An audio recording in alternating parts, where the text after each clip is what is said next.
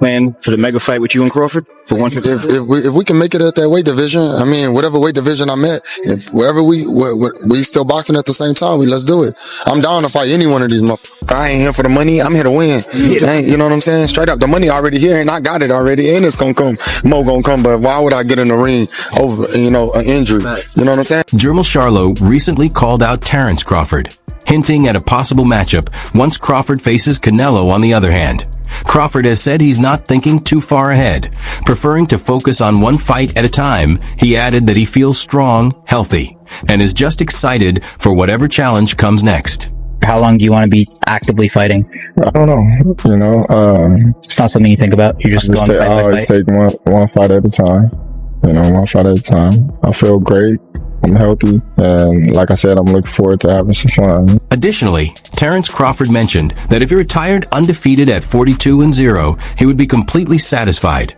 Knowing it was a decision made with his team, he explained that he has already made history and accomplished everything he set out to do, leaving boxing on his own terms with no regrets or unfinished business. If you were to not fight again, you'd be undefeated at 42-0. Would that satisfy you? If that was the decision that I made, that my team made for me to walk away, away from the sport, then of course I'll be, content and happy because that's the decision that I made. I'm not going to make something, that I'm not comfortable with. I had a great career. I've done some tremendous things in the sport of boxing. I made a lot of history. What can I not be proud of if I walked away from the sport right now? I don't have no regrets because everything that I did it my way. So if I was to walk away from the sport right now, I wouldn't have no reason to hold my head down. Another possible challenger for Terence Crawford is David Benavidez. Crawford acknowledged that Benavidez is a big fighter who seems closer to a natural 175-pounder than 168. He noted that people should be realistic about the size difference, but still expressed full confidence in his own abilities, saying he believes he can beat anyone put in front of him. But if you were at 168, when we think about anybody at 168 outside of Canelo, the first name that comes to anybody's mind is David Benavidez. What about the potential for a fight like that? Oh, like I said, man, that's a big dude. He ain't even at 168. When you look, but not now. It's at 175. Yeah. He probably can't even make 168 though. When you look at these fights, especially coming up, you gotta be realistic. You gotta, say, all right, how big is this dude really is? Because David Benavidez, he can fight his ass off.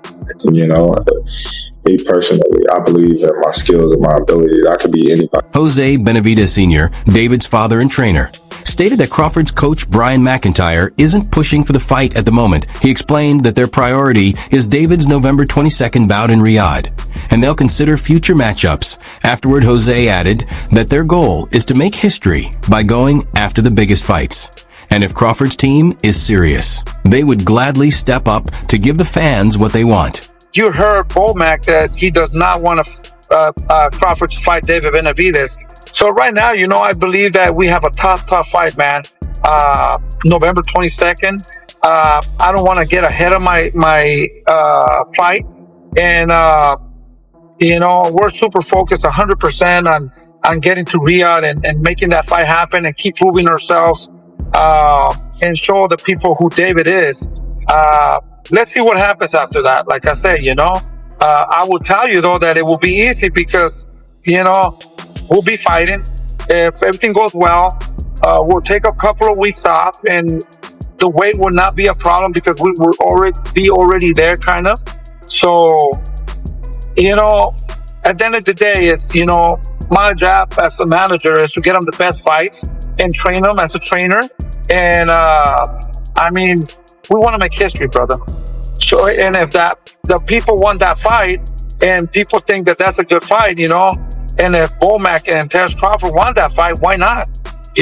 We're here to please the fans. And Jose also pointed out that a Crawford-Benavidez matchup wouldn't be easy for Crawford.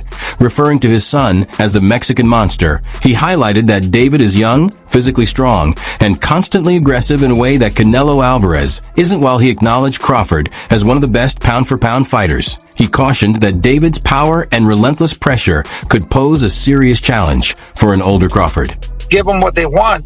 You know, I think David's too big for Terence Crawford. I think Terence Crawford will be like 38 years old, you know? I mean, it will not be the same as Canelo, man. We know David comes in and throws a lot of punches and put the pressure.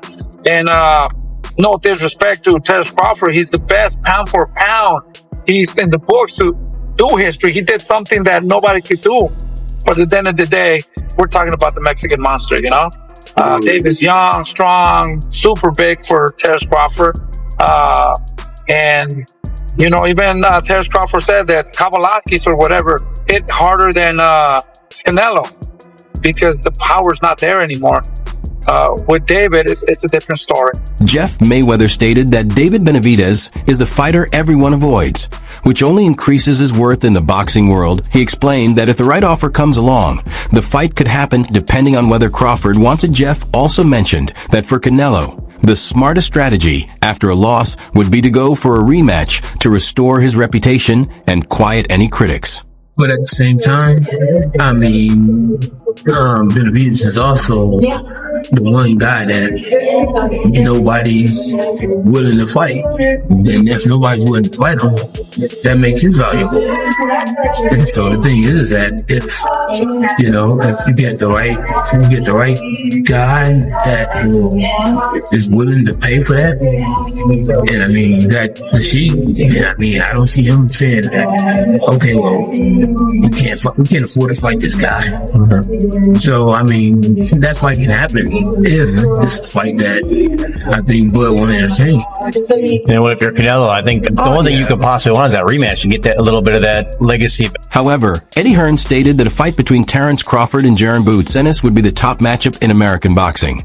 But it would require a huge payday to get Crawford on board. He explained that Crawford recognizes how dangerous Boots is, not out of fear, but because Boots represents a new version of him who just needs the right big fights to prove his own greatness.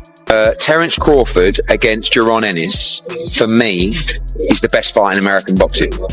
But it needs to be a payday for Crawford that would get him interested, because Crawford knows how good Boots is. And I'm not saying that Crawford thinks he's going to lose to Boots, but he knows that is a real fight. But for me, Boots is the new Crawford. We've just got to go out and get the fights to show how great he is. Additionally, when asked about a potential fight with Terence Crawford, Jaron Ennis brushed it off, saying his sole focus is his upcoming bout on October 11th. He explained that looking at anything else could be a distraction. So he's completely focused on what's ahead and not concerned with outside matters right now. Wanting to fight Crawford, is it still a fight that you have interest in? My main focus right now is October 11th. That's all I'm worried about. October 11th. I ain't worried about no outsiders. You know, I'm like that. That's how when you pay attention to what you got in front of you and you think ahead. That's how things happen. You know, my main focus is October 11th. That's it. That's a wrap for today's video. What do you think about all of this? Share your thoughts in the comments, and don't forget to like and subscribe if you enjoyed the video.